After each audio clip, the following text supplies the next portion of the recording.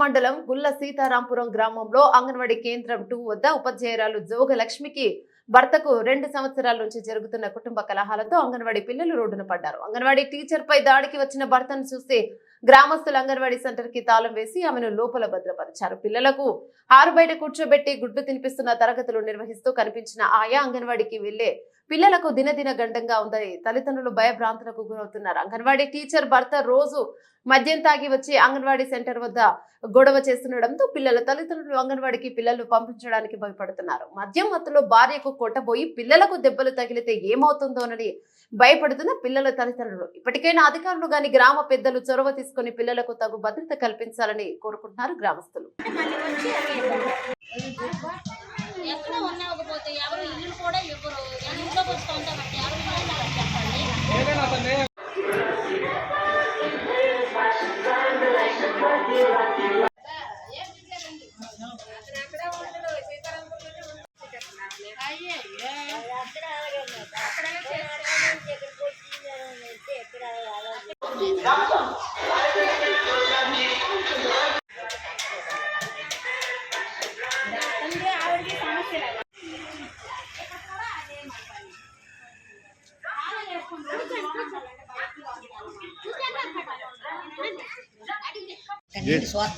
చెప్పు.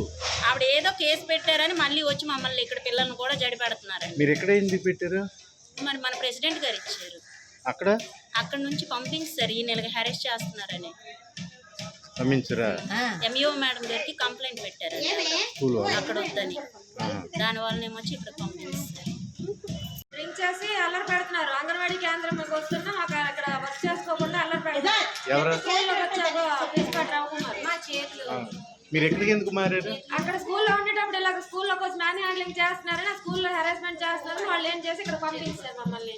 ఇక్కడ 4-5 రోజులు అయిన సెంటర్ ఇక్కడ కూడా తక్కువ వస్తున్నారు. మరి పిల్లలు బయట కూర్చున్నారండి. బయటకు వెళ్ళినా మరి అతను లోపలికి వచ్చేస్తున్నారని చెప్పేసి మేమే మరి బయట అంతా కూర్చొని చూడండి ఒకసారి అంటే చూస్తాం బయటికి తీసుకొచ్చాను. అలాగ నేనేం చేశాను?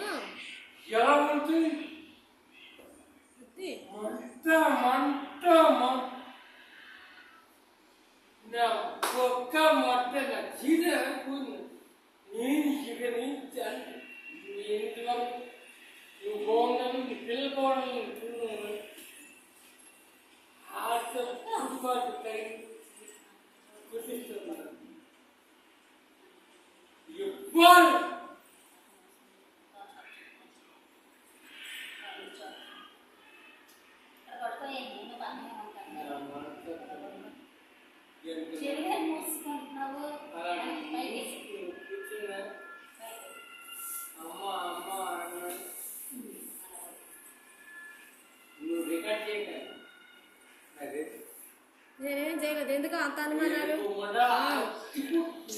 తిప్పు